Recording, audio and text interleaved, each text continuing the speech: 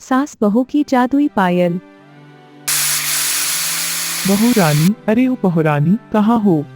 उधर रसोई में दाल का कुकर चीख चीख कर सीटियां दे रहा है। ओहो, देखो तो जरा मैडम जी को, कैसे सुबह सुबह मेकअप करने में लगी है। क्या सासू माँ आप भी सुबह सुबह चिल्लाने पर लगी हुई है? जब आपको कुकर की सीटी की आवाज आ गई थी तो आप ही उसे बंद कराती। कुकर तो मैं बंद कर दूंगी, लेकिन आज सुबह सुबह मैडम जी का कहाँ जाने का इरादा है? कहीं नहीं जाना है, लेकिन इसका मतलब ये तो नहीं कि मैं मेकअप ही ना करूं। दोनों सास बहू के बीच छोटी से छोटी बातों को लेकर झगड़ा होता ही रहता था, लेकिन दोनों को एक ही चीज का बहुत शौक था। अच्छा हुआ चली गई, देखती हूँ इस बार क्या नया सामान लाई है मेकअप का। अरे ये तो पायल है, देखने में तो यह नई लग रही है और इनका रंग भी बहुत सुंदर है। शारदा सोचती है कि उसकी बहू रसोई में चली गई। ऐसा सोचकर उसने महिमा की नई पायल निकाली और उन्हें पहनने लगी। तभी महिमा अपने कमरे में वापस आ जाती है और गुस्से से कहती है, पता था मुझे, आप मुझे रसोई में भेजकर यही करेगी।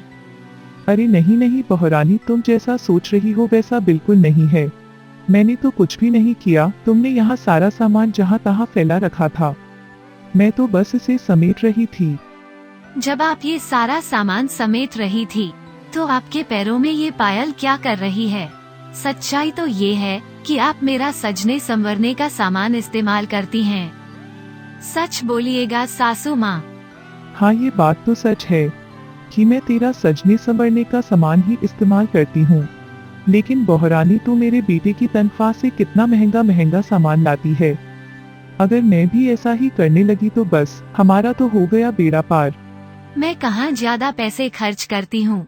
मेरी सारी सहेलियों पर साड़ी के साथ साथ सभी मैचिंग का सामान है और मेरे पास बस ये पायल ही है, वह भी आपने पहनकर पुरानी कर दी। आहा, एक बार मैंने ये तेरी पायल पहन ली तो यह पुरानी थोड़ी हो गई। ले रख ले इन्हें, मैं तो वैसे ही बहुत सुंदर दिखती हूँ।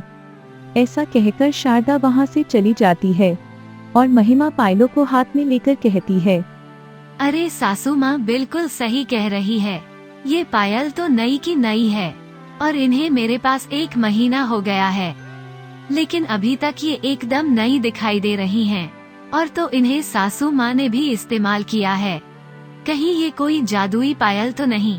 जब वे कम पर से आ जाएंगे तब मैं उनसे पूछूंगी कि वे ये पायल कहाँ से लाए थे।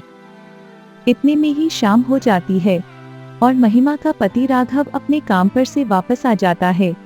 राघव के घर आते ही महिमा उससे पूछने लगती है कि वह ये पायल कहाँ से लाए थे। अजी आप ये पायल कहाँ से लाए थे?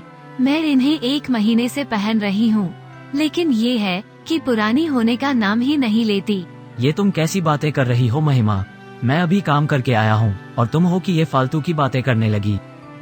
ऐसा कहकर राघव अपने कमरे में सोने चला जाता है और बेचारी महिमा भी निराश होकर वहाँ से सोने चली जाती है। अगली सुबह होते ही राघव अपने काम पर चला जाता है और महिमा सारी बातें अपनी सास को बताती है। चल, तू पागल है क्या? तू कुछ भी मत बोल। ओहो सासू माँ, कभी तो मेरी बातों को यकीन कर लिया करो।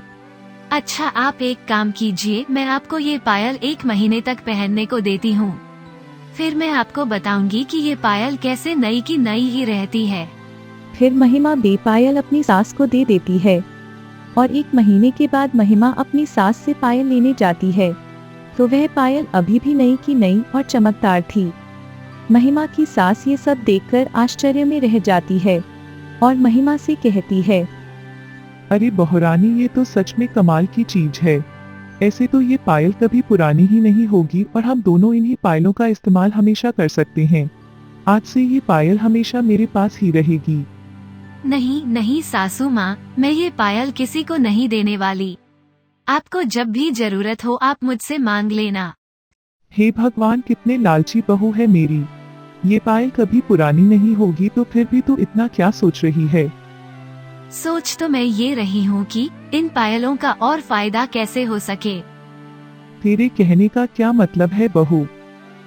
सासू माँ, अब हम एक ही रंग की पायल थोड़ी ना हमेशा पहनते रहेंगे। हमें इसे और अलग अलग रंगों की पायलें बनानी होगी। तू यह क्या कह रही है बहू रानी? क्या सच में ऐसा हो सकता है?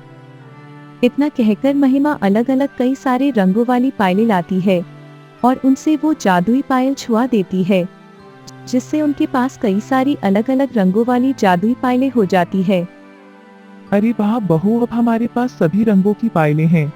अब हमें कभी पायलें खरीदने की जरूरत ही नहीं पड़ेगी।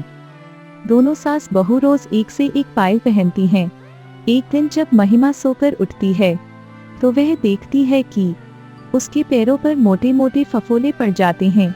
हे भगवान, ना जाने ये मेरे पैरों को क्या हो गया है। इन पर ये इतने मोटे मोटे फफोले कैसे पड़ गए। महिमा रोते रोते अपनी सास के पास जाती है और उसे अपने पैर दिखाकर कहती है, देखिए ना सासू माँ, ये मेरे पैरों को ना जाने क्या हो गया है। इन पर कैसे ये मोटे मोटे फफोले पड़ गए हैं। अरे बहू, मैं तेरे पैर क्या देखूं? यहाँ तो मेरे पैरों पर भी फफोले पड़ गए हैं। पता नहीं बहू, ये हमारे पैरों को क्या हो गया है। मुझे तो लगता है कि ये सब उन पायलों की वजह से ही हुआ है। पायलों का नाम सुनकर महिमा जल्दी से अपने कमरे में जाती है और सभी पायलों को उठाकर घर से बाहर फेंक आती है। फिर कुछ दिनों के बाद महिमा और उसकी सास के पैर पहले की तरह ठीक हो जाते हैं और दोनों सास बहू आपस में मिलजुल कर रहने लगती हैं।